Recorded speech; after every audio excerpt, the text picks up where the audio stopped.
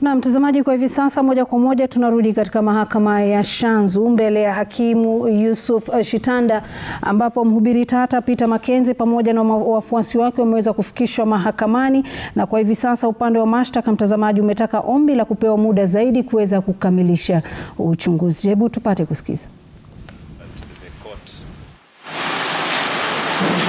Ought to consider in dealing with an application of this nature is not very different, or in other words, they are similar to the principles that the court considers when dealing with the exception to bail under section 123A of the Criminal Procedure Act. And Mr. Simbi and Madam Mogega has taken you through a number of authorities, and an analysis of those authorities will actually prove what I'm saying, Your Honor.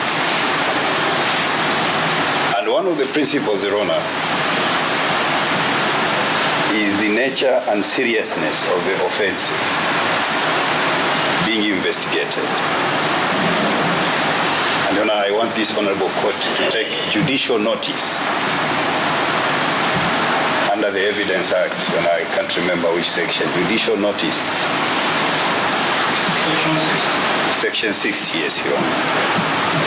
That, Your Honor, you conduct many criminal matters, but you've not had the privileges of having guests from the Fourth Estate in the manner that you see them before you. Your Honor, that in itself is evidence that the nature and seriousness of the offenses that are being investigated are so serious to attract this public interest. But Your Honor, it's not just public interest, it is international interest. Your Honor, we have seen international mainstream media being involved in reporting this particular case. So now it is in the interest of the victims' families that, in order to allow for proper investigations, so that ultimately justice is served, the application need to be granted, Your Honor. Your Honor, number two, my learned senior colleague, Mr. Olekina, has told you about the condition of the rescued victims from Shakahola forest. Your Honor, to emphasize those submissions, Your Honor,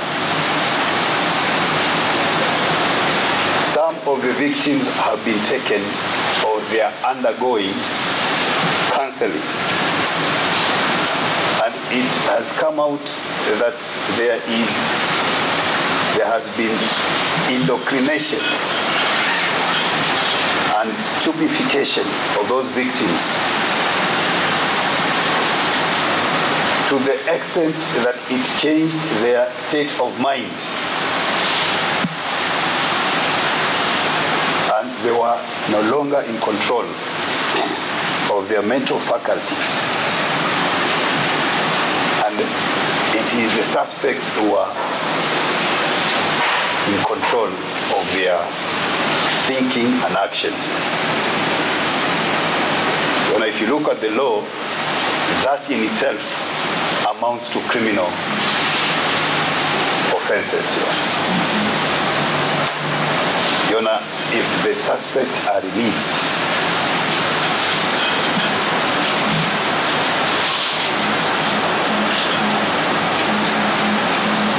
they may interfere with the counseling of those rescued victims from the forest. And Your Honor, as we speak, the search and rescue operations is going on.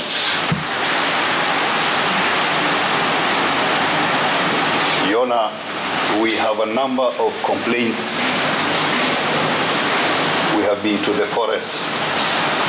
There are many families within the Republic and without the Republic, internationally. There are victims who come as far as Tanzania, Nigeria, who are looking at their kith and kin who went to Shakahola. It is the victim's prayer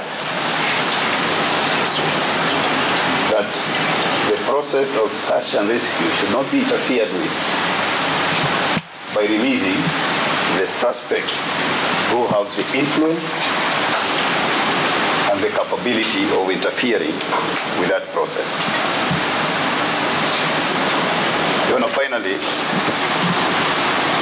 we have seen, again, you take judicial notice, we've seen from the media that members of public have become so incensed that they have attacked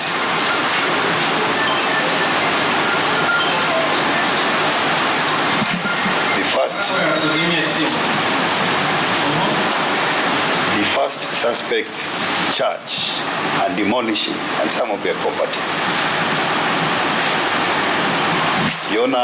The victim's family are apprehensive that if the suspects are released, the public may react in such a manner as to attack them. And Mr. Jami has alluded that the state may not have the personnel to protect them. And that likely discourse between the members of public and the suspects may interfere again with the investigations and with the search and rescue mission. So for their own safety, it is why.